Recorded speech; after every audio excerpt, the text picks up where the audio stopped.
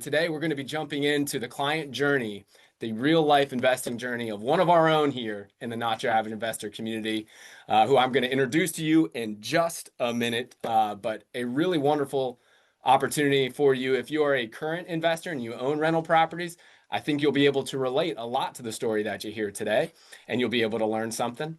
And then if you're not an investor yet, this is probably even more of a critical call for you to be on because about 40% of everybody who tunes into our audience hasn't invested yet. And so the story you're going to hear today will absolutely relate to maybe some of the challenges you have faced, and then how our guest today was able to overcome those challenges.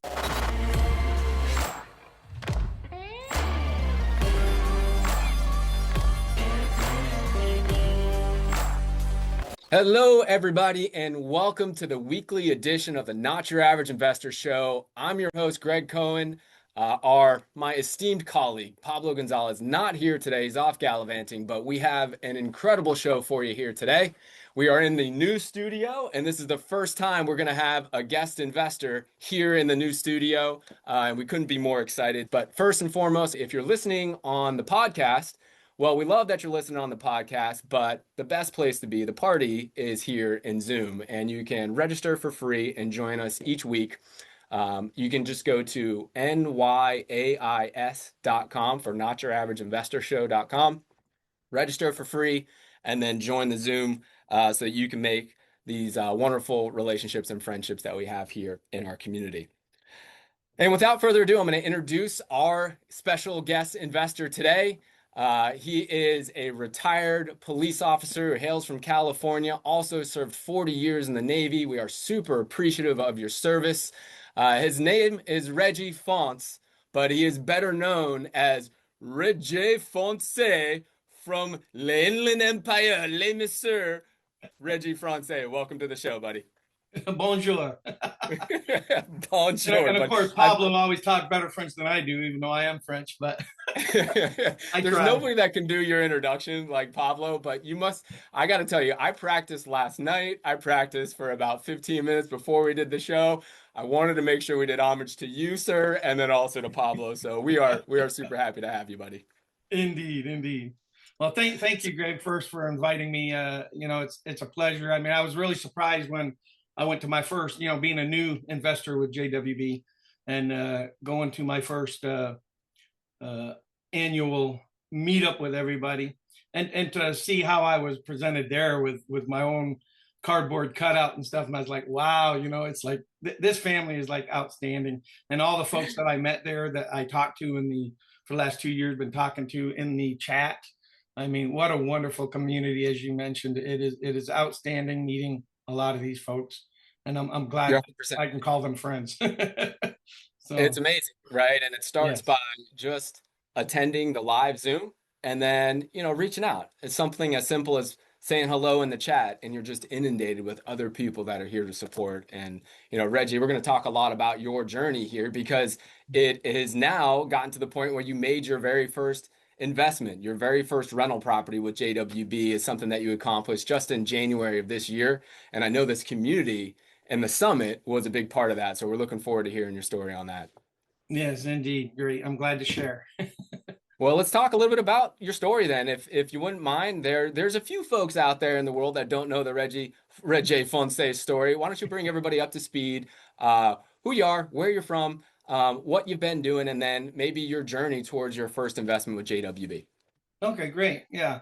Well, just to give you a little bit, I actually was born on the East Coast, Maine, graduated, went to Miami, 3 years construction. After that, joined the Navy, brought me out to San Diego, served 4 years, and then applied to the California Highway Patrol, in which I was eventually took 2.5 years to get on.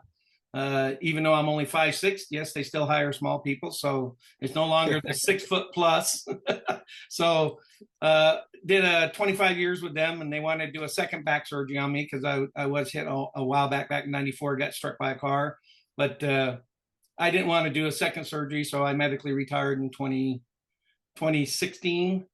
But in 2015, where my journey kind of began, is my mom was renting, and across the street she knew this 2-story building that was in really good shape, that the lady downstairs cut hair. She had a separate room set up for a salon, and she said, "Boy, I really would like to live there." And I sit there and I go, "Well, my mom, being married to my dad, she wasn't on the mortgage, and then she got remarried after they got divorced, and they rented, so she never had a home in her name." So I said, "Well, Mom," I said, "let's look into it, and putting the house under her name, we only have to come up with 3% down." So with Mm, doing that, I came up with that money for her, and I bought her first home under her name.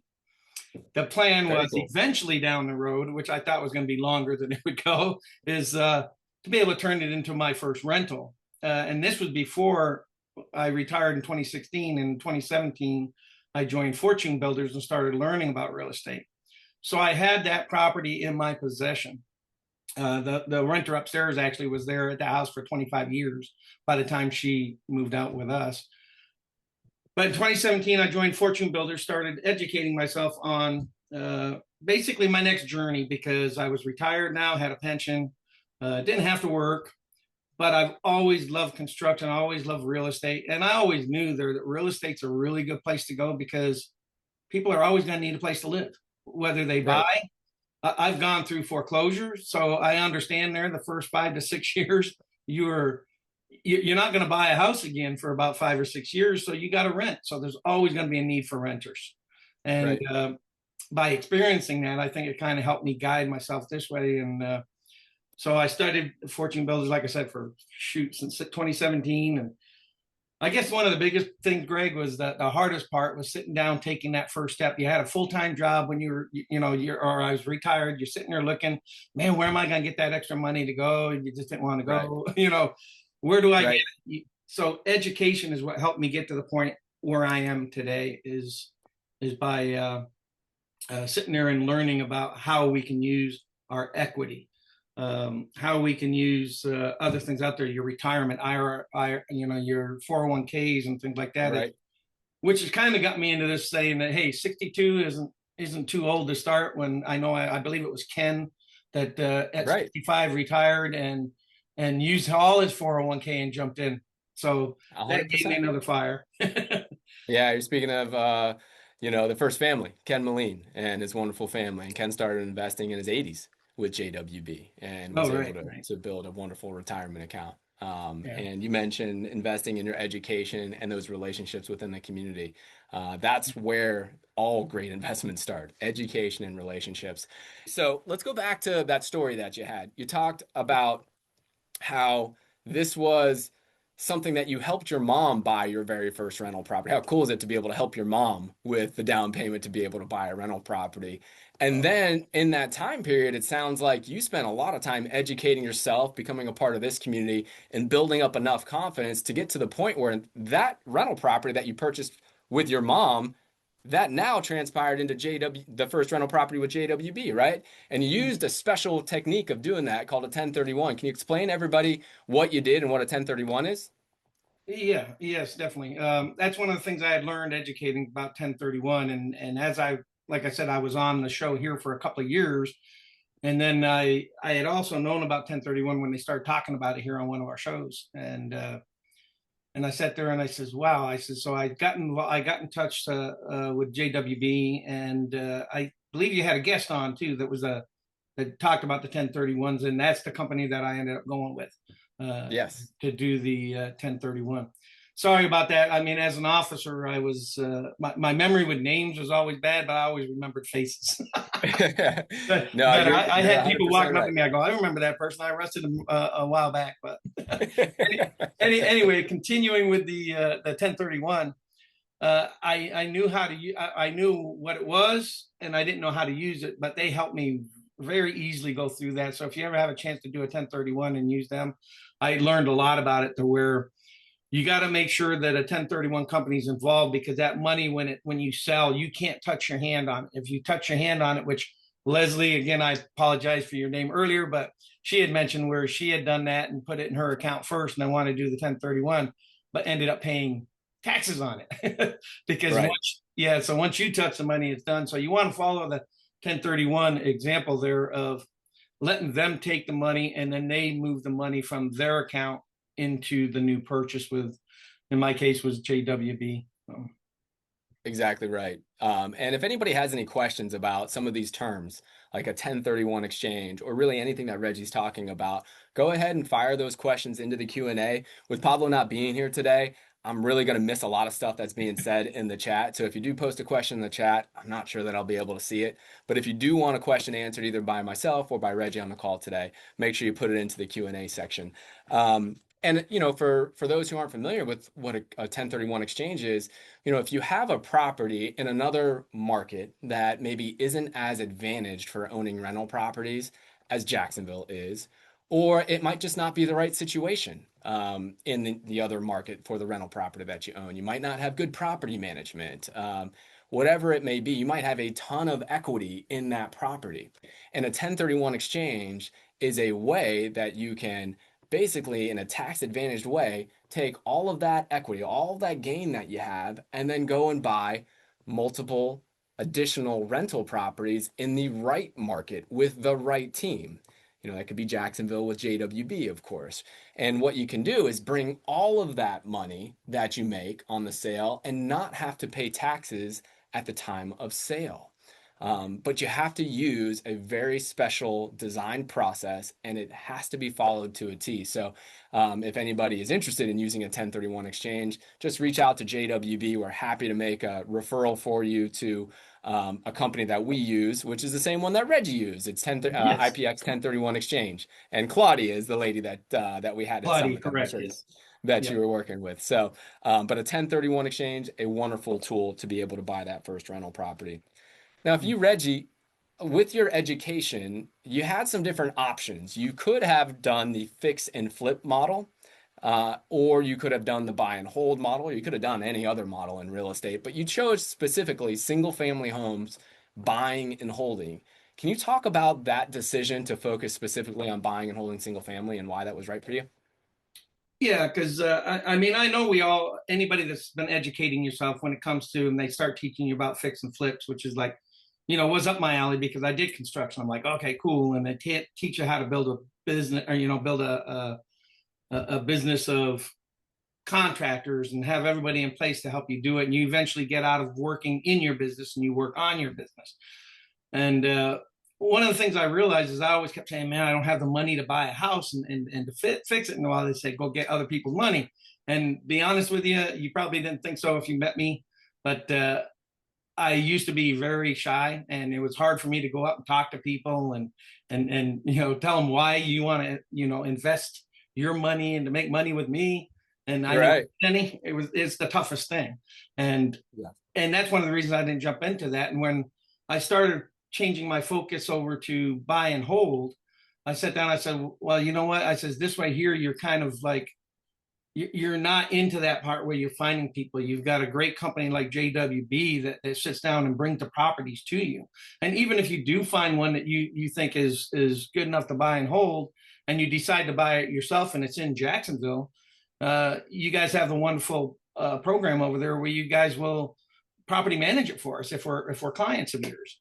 And that's the other thing that I liked about JWB is like, so if I ever go over there, I've got other options with you. But the buying and hold, I sat there and focused on that because at this stage of my life, I'm sitting there saying, okay, it'd be nice to have extra income coming in, which is always a wonderful thing, right? We all can use the extra money to be able to take trips and stuff like that.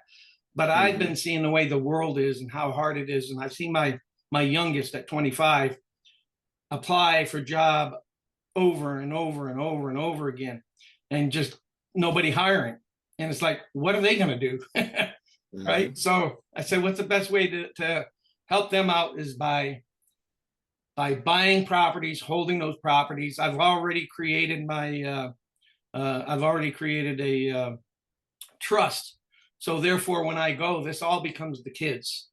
And I'm trying to teach them on, hey, you got to do it the right way, and you got to learn how to do this so that when I leave it to you guys, I says, you don't go sell it all, pay taxes, and spend what little you get left over because the government likes to take their part. And I says, you got to learn to keep it in the business and pass it on down to your kids, my grandkids. my great Yeah. grandkids down the road, even if I never see them. I said, I'd still like to see, this is a time where this part of the Faunce family needs to change our way of living. We got to sit down and set up our kids and grandkids with the ability to have a better life, depending on where this world goes. Yeah. you know. So Man, that's my main goal and the reason why I started focusing more on this. And like I said, it's a lot easier if you're one of those nervous people that, man, how do I go out and build a team to start doing fix and flips for me? Or, I wish I'd have started this a long time ago, because I can imagine where I'd be right now. I'd probably be one of those, as we saw at the summit, they're getting their rewards for having 10 properties with you guys. So I plan on I getting there before I go, because I don't plan on dying until my 90s or 100s. I'm going to beat that 80 threshold. Everybody seems to read. I think you're going to be on stage getting a reward in due time. No doubt in my mind, for sure. I mean, you already got a cardboard cutout. So, I mean, there's Yeah, only I'm a few telling you, folks that got that. how much love you guys give us, man. That's what makes you feel so at home here. Your first summit, and all of a sudden you go and you go, I didn't even notice. I'm looking at the cardboard cutouts, and somebody I had just met that night sat down and said, hey, look at that one. I look up there and I said, what? I said, what am I doing up there? And the weird thing is, the hat I'm wearing, that was on there. And I go, Pablo, I said, how did you do that? I said, you saw me last night. It's the first time you see me in this hat. And he goes, AI is wonderful, isn't it?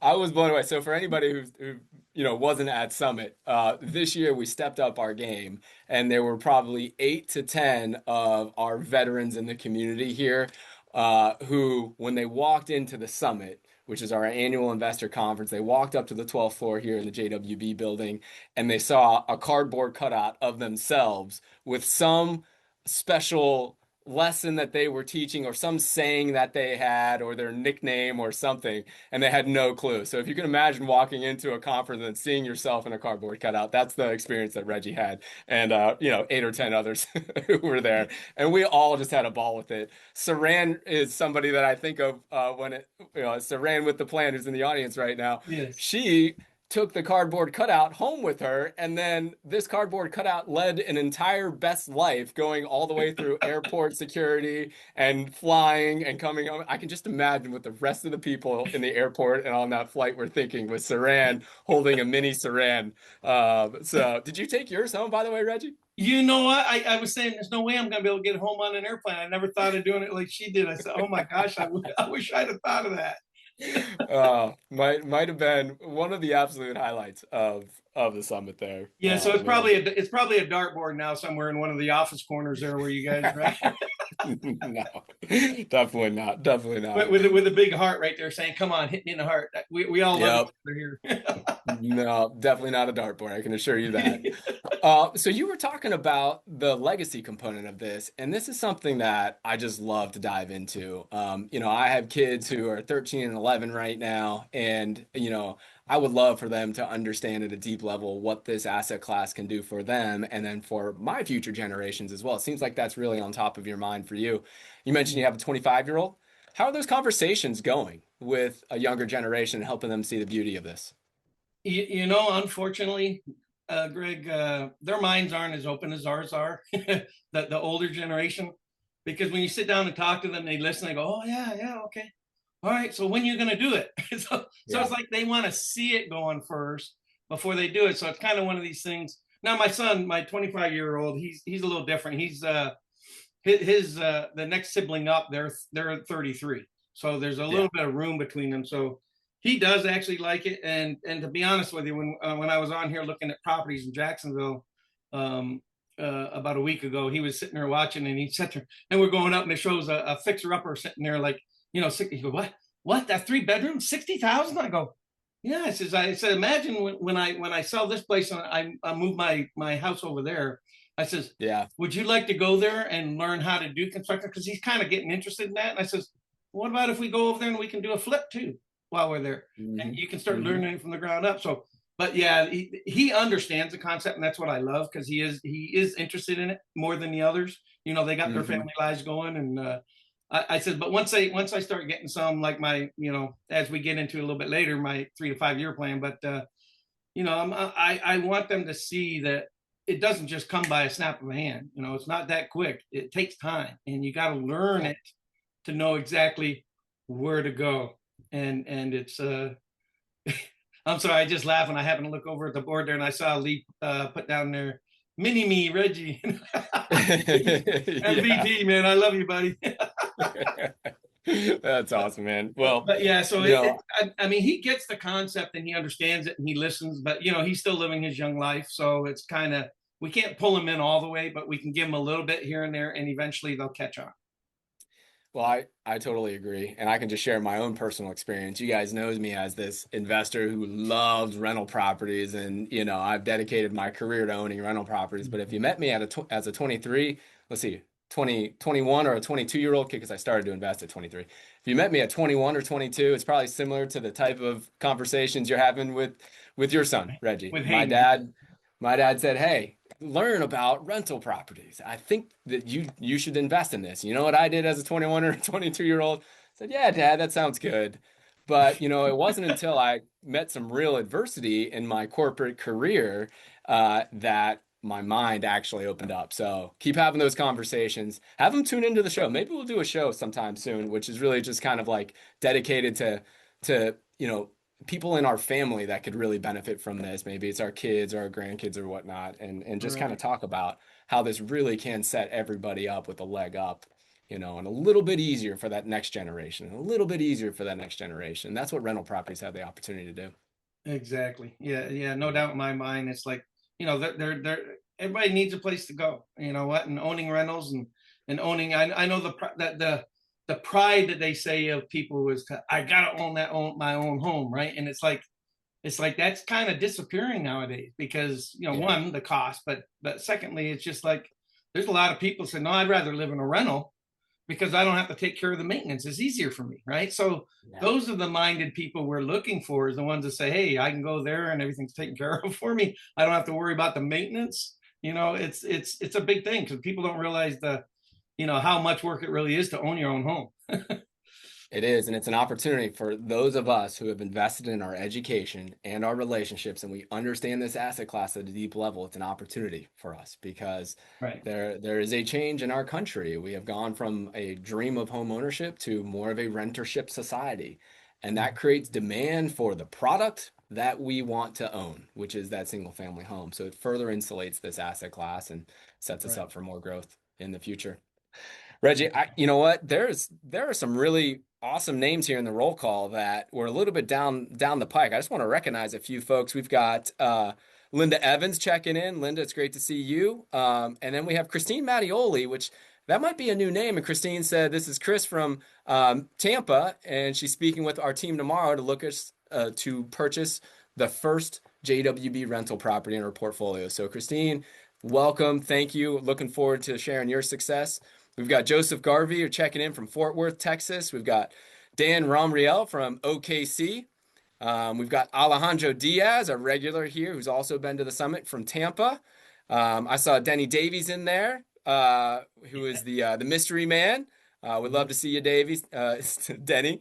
Thank you for being here. And a few other names, Diane from Massachusetts. It's just really wonderful that you guys are here, and this is a robust roll call. So there's a two-part roll call for you guys. There But you go. appreciate all of you, especially those of you who are new and are checking in, having the courage to say hello.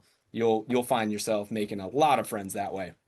Yes, R- indeed. Reggie, I want to get into your 3 to 5 year plan because I think there's a lot to learn there. But before we get there, I just want to talk specifically about some of the challenges that you have overcome. When we were talking off camera before, you said, "Hey, listen, I just had to power through and just not buy into those excuses and not buy into those challenges. I had to find ways to overcome." We didn't get a chance to talk about what those specific challenges were, but would you mind talking about what maybe your top challenges were and what'd you do to overcome it?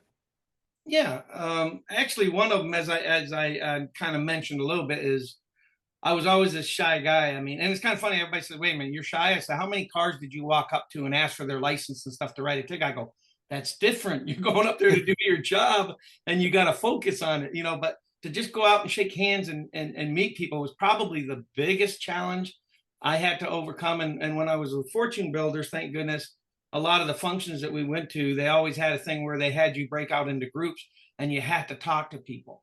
And it's Yeah. like, wow. I mean, it got me to the point where I was out in a shopping mall, and I was sitting there and somebody look at me. I look at them, hey, how are you today? And Right. it taught me to speak to people, and it's amazing. I mean, unfortunately, you're going to find those you don't. What are you looking at me for? You got those people that are closed and want to talk to somebody they don't know, but Right. you meet a lot of people out there, and also the job that I've been doing since 22. Also, I meet a lot of people. I teach a driver safety training course for FedEx Ground, so I meet a lot of people when I go to those classes and talk to them, and that helped out going through the real estate is being able to talk to them and just have a conversation with them. And I tell you what, there are a lot of amazing people out there. You just got to be willing to get over that hump of being afraid to talk to somebody, and just Yeah. ask them. So, hey, what do you think about the weather? Just get it Yeah. started. And I'm that's with you. probably the biggest I had. And like I said, the other one is the excuses of I don't have enough money. I can't buy that property. I can't do this. And it's like educate, and you find out there's other ways to get there, such as the 1031. I go, hey, I got money sitting there. Let me Hmm. use that to get this going with JWB. And Hmm. so I utilize that. And then there's other ways, your 401ks, your self-directed 401ks and things like that. And so and I really jumped in head over heels and ended up paying a lot of debt because when I got these LLCs to jump but never worked, and never activated my stuff, and then all of a sudden I'm sitting there paying all these taxes and stuff, and I'm like, dude, so I had to close them out and start over again. But Gotcha. I learned a long time ago, a businessman listening to stories of how Trump filed bankruptcy, how many times, and I sit there and I go, man, you get knocked down, you just got to get back up and go again. I mean, that's Yeah. life. That's a life story right there. Man, it's cost me a lot of money. Well, I don't care. You got to spend money to make money, like it or not. 100%. It's an investment. It's not. I treated like I was told, I treated my business, not like a business where there that you got to spend investment, but I treated it like a hobby. And what do Hmm. hobbies do? They cost you money. So Hmm. I had to change that focus too, from a hobby to a business, and start turning into investment too. That was a big learn for me. Yeah, I'm right there with you, especially when you just said the difference between a hobby and a business. I remember saying 20 years ago, before we started JWB, when I would go to these different conferences, I would look around, and it was my business partner Alex and I at the time, and I would say, you know what? Everybody just treats this as a hobby. What if we treat this like a business? It's literally that was kind of the premise of JWB at that time. It's like, huh, you Right. know what? There's an asset here that can make money, but what if we just brought some intentionality and some systems and built a company based around it? So what you stumbled across is the same thing that we stumbled across. And then I can share with you, 20 years ago, when I was going to these real estate conferences, uh, the most unnatural part of it for me, I love the investing and I love talking about, but every time I was forced to network, I'd be like, oh man, I can't do this. Oh man, I'm a natural introvert. I don't want to go out and talk to people. And now I look Right. at myself by way of rental property investing. I'm sitting here with you now. We're obviously having a great chat. We're Right. recorded. We're sharing this with, the world and whatnot. And I do it every single week. And all I do every day is I get to talk to people about investing. And that Right. definitely wasn't how I was raised or how, I was a corporate guy before I came into real estate, which a lot of times you can go through corporate America and not talk to another person outside of like your desk mate. So Right. rental properties and investing overall is really, I think kind of what you're getting at. It's definitely for me. It's made me a better version of myself. I think Right. about it.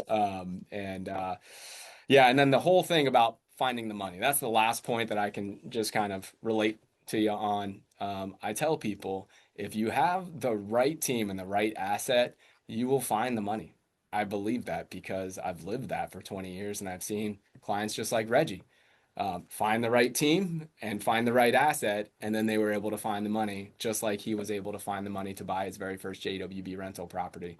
So if you find yourself in this place and you're like, I want to be into rental property investing, I want to build a better financial outcome based on it.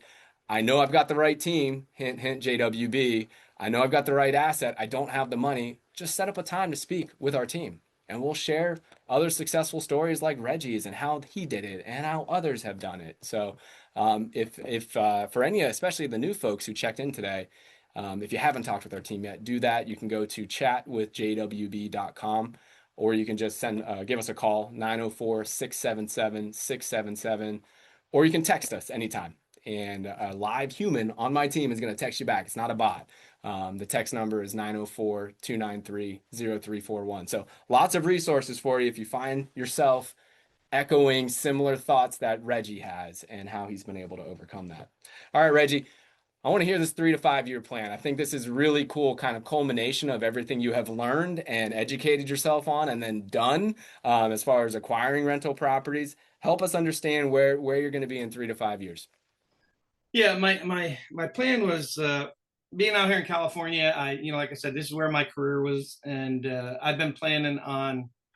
I've been saying 3 to 5 for a while now because we got other situations. Like my wife, her dad still lives here. He's in his older ages, so my son actually moved in with him, and VA is paying him to take care of him. So it's kind of like she doesn't want to pack up and leave because she's still got her dad, and so that gets pushed back a little bit. But I told her, I said, look, I says he's got extra room there, so you can always stay even if I pack up and head to Florida. The reason being is my goal is this: California is, I mean, I got to get away from it. That's all I got to say. I don't want to sit down and be Debbie Downer here, but Sure. I got to go somewhere else where this is going to work for me. And where that is I got a VA on my home here. So the only way you can get your VA back, because I've been listening to a couple of shows or with veterans there on how to use your money and stuff. And I was trying to think, how can I do this and use my VA to make me money instead of just the home I live in? I can always go out and get a conventional for my own home if I buy something else. And my wife and I actually just talked about, well, why buy a house on the ground? Why don't we put it on 4 wheels? We can come back here, visit, and we got a place to stay. We go over there, we can stay. So as I mentioned to you, Greg, earlier, my plan is when I sell my VA here, I want to use it to make me money. Not necessarily just for me to live, but we also know if you use your VA, whatever you buy, you have to move in there within 30 days and you have to live in it.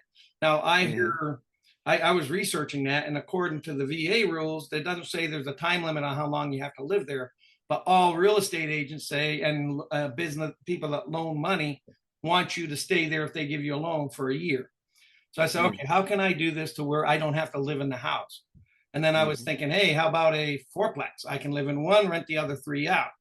And then you corrected me because I was informed there that possibly they wouldn't property manage it for me if I still lived in it. So I says, okay, well, I'm not going to let that stop me. So I kept looking, and I says, I always thought about this. What about my first property that I buy when I sell this place is a property that has 2 homes, like a guest home in the back that's separated and a front home.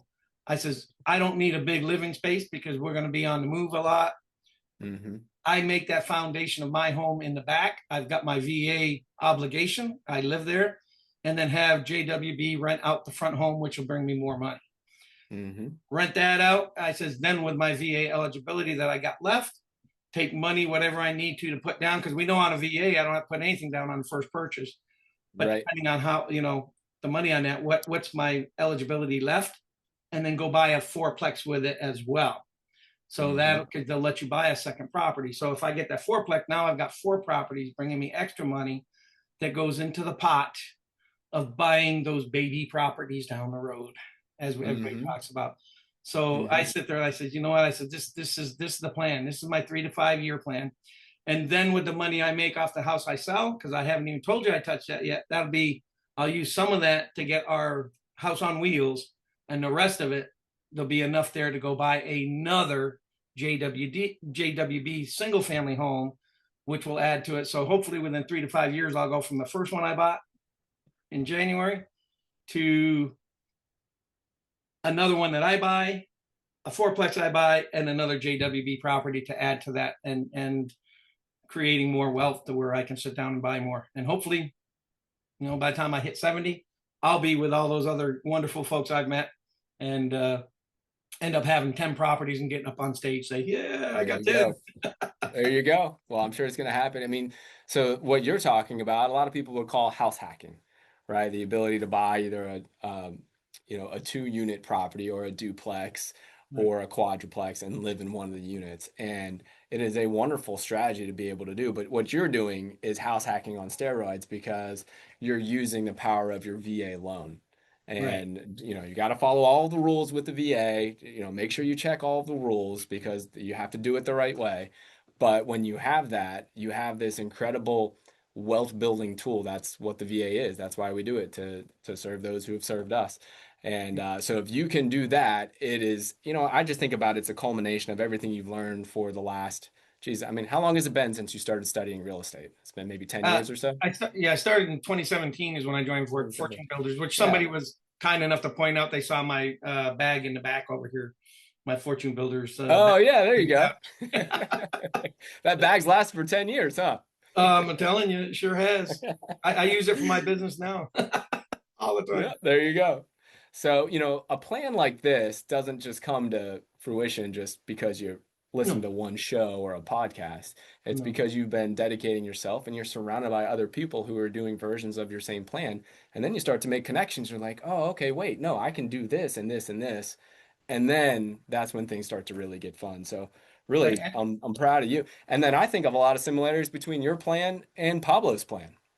Right. Pablo did a version of your plan.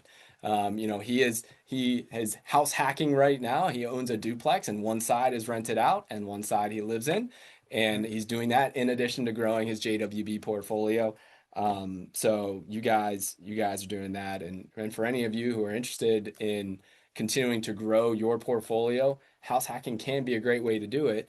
JWB manages properties for folks that don't actually buy the home with us. About a quarter of all the homes we manage are actually from investors who didn't purchase the home with us. So if you find yourself in a situation where you're house hacking or you have other rental properties and you'd like us to manage those, again, reach out to the team. Be happy to look at that for you. And then, Well, Reggie, not to interrupt, Greg, but also the other thing I like is because once I buy those properties, and my plan is to get those properties, then I also know I'm going to be looking at the next 3 to 5 year plan. What's the equity on those? Now I can pull out and buy 2, 3 more properties on top of that. So you get to one step and you put another 3 to 5. Then you get to that step and you buy another 3 to 5, and just keep using the equity and growing. I remember somebody on the show one time mentioned about, you know what, when I die, I want all my properties to have a mortgage on it, right? It's like, yeah, because if you can keep growing it, I mean, imagine what you can leave to your kids when they have that stuff. They go, look at these properties. They're being paid for by your exactly. renters, right? Exactly. It is the most tax advantageous way to leave your properties is actually to have a mortgage on it.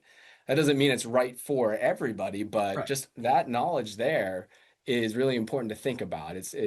When we help with planning, legacy planning and inheritance and whatnot with our clients, we just start to ask questions in a way where it's like, you know what?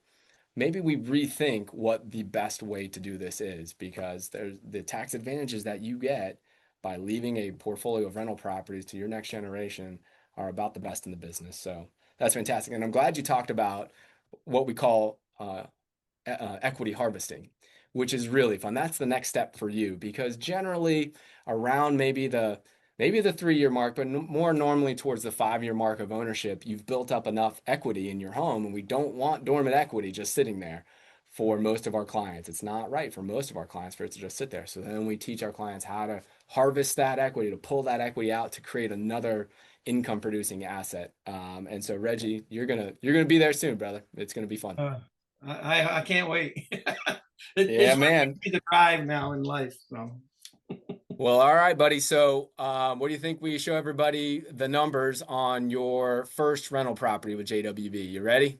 oh yeah, everybody just don't be shocked, man. It's my first property. Come on, give me a break.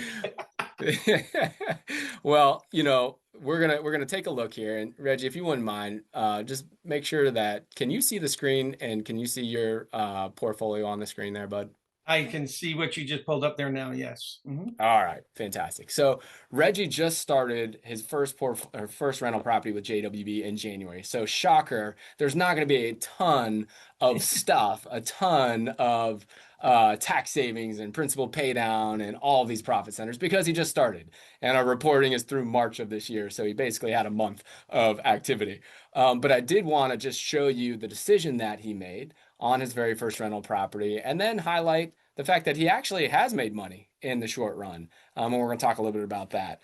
But obviously, more and better and more profitable things are to come for Reggie and his portfolio as this thing ages, which is just what we love to do in rental property investing. I do want to share with you that everybody should be doing their own due diligence before you make an investment decision. What Reggie and I discuss here are his returns. We estimate overall, we do not guarantee. I'm not a financial advisor, neither is Reggie, and we're not offering financial planning advice there. But this is the first home that Reggie bought in January of 2026. This home on Lyle Road. So you purchased it for about 305,000. Used a conventional loan, which meant that your initial investment, including your down payment and your closing costs, was just a little bit under 100,000.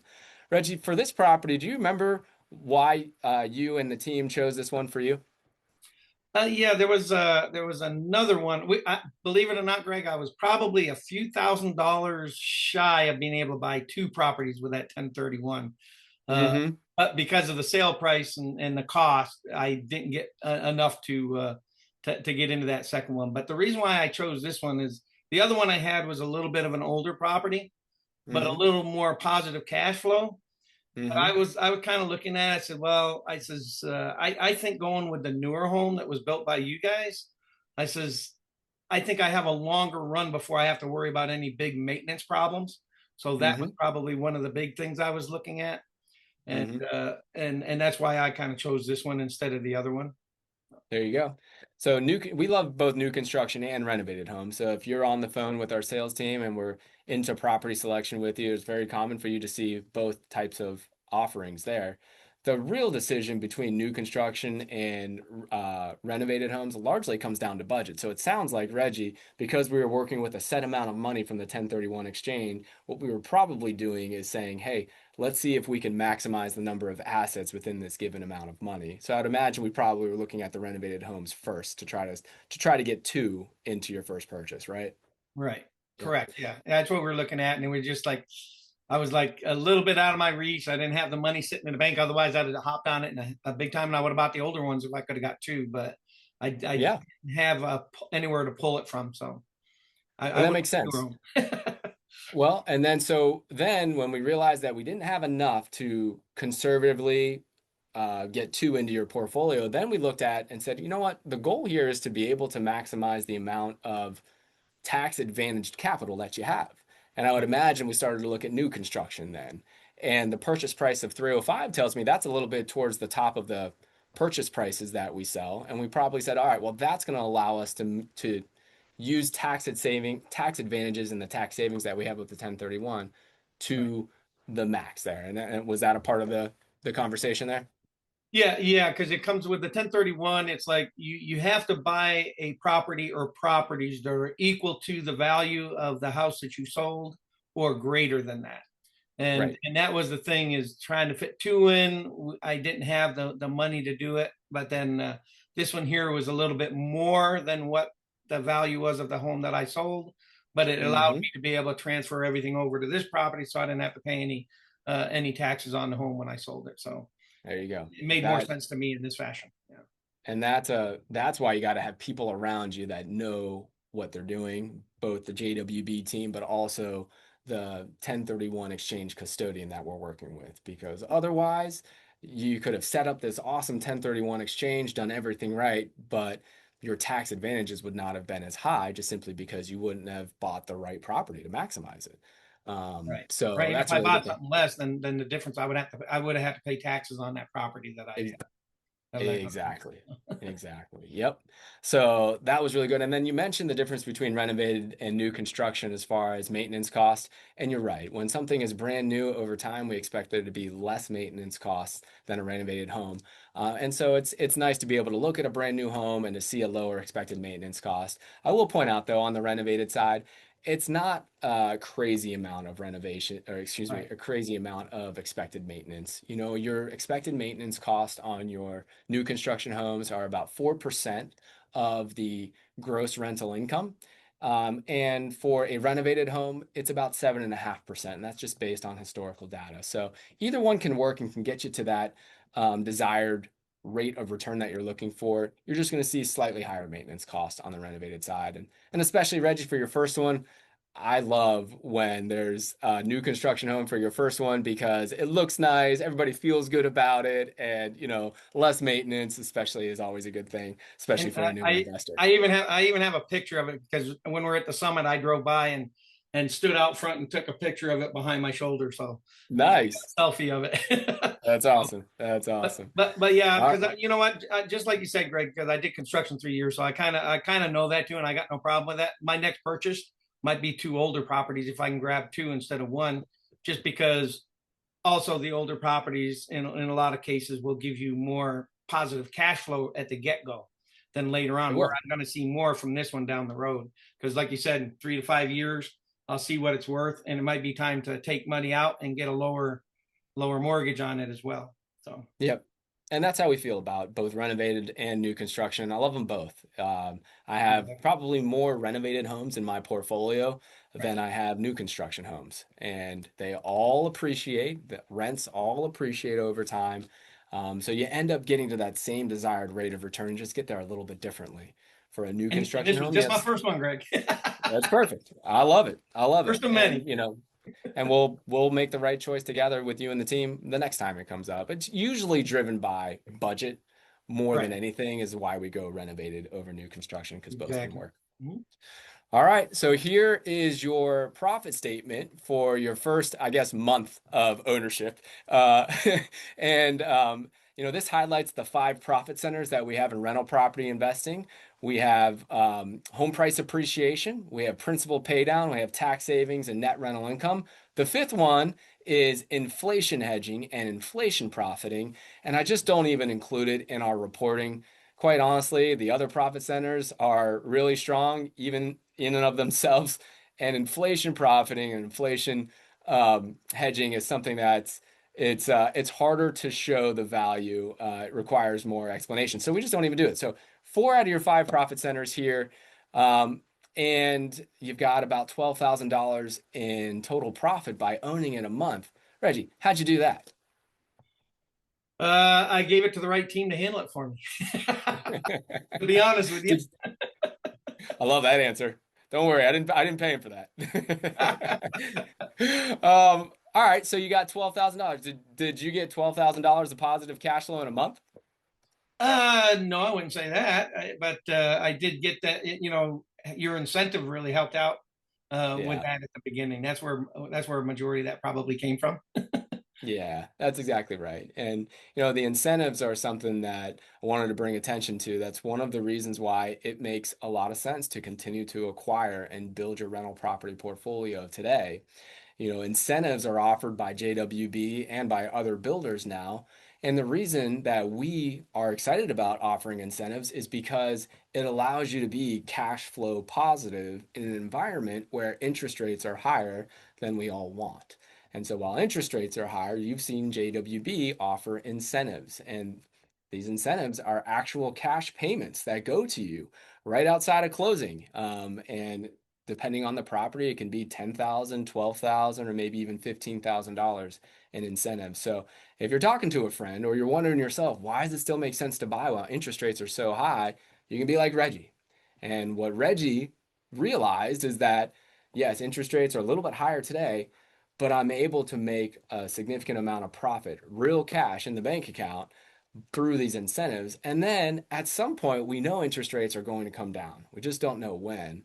Reggie will always have that opportunity to refinance into a lower rate and sort of double dip. That's really the opportunity here by taking advantage of the incentives. And so, Reggie, I wanted to make sure everybody saw the good decision that you made and why it makes sense. Even though the other profit centers haven't had an opportunity to produce yet, they will. But this is through 1 month of ownership, and congratulations on your first rental property with us. I appreciate that, and at least by looking at this chart, I can sit down and say, "Wow, we got a lot of improvement to come."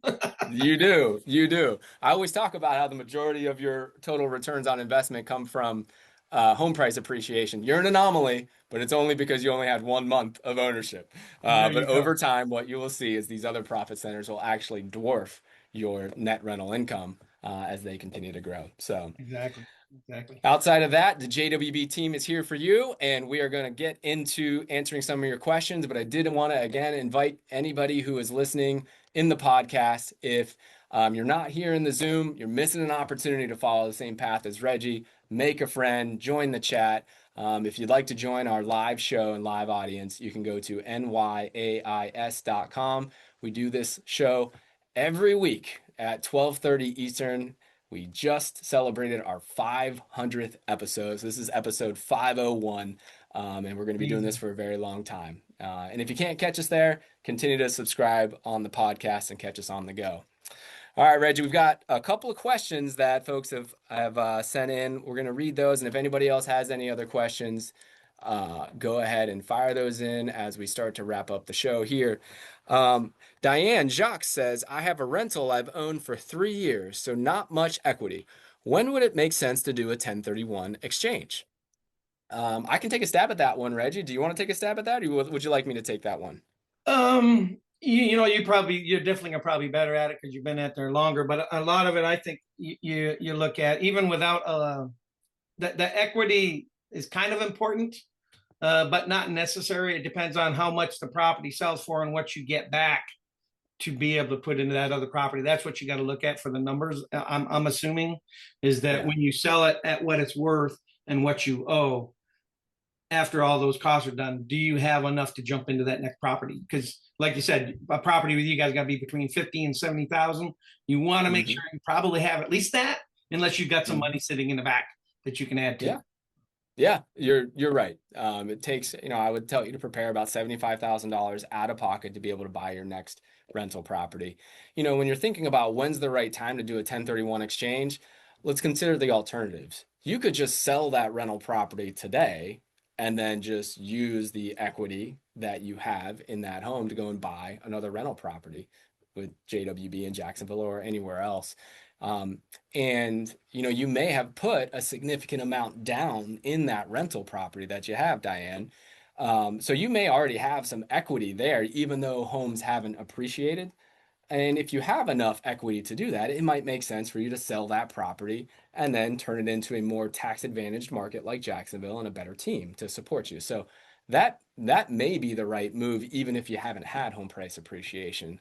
The question of whether or not to use a 1031 exchange really comes down to how much of your capital gain that you have by selling the property. And a lot of that is your home price appreciation. So really the metrics or the math to run it is the cost of a 1031 exchange. I don't know what that cost is right off the top. Reggie, do you happen to remember what your cost was for your 1031 exchange?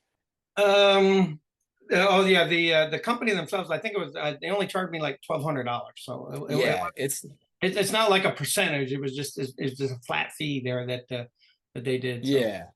So it's generally really economical to do a 1031 exchange. So you have a very low hurdle of cost to overcome.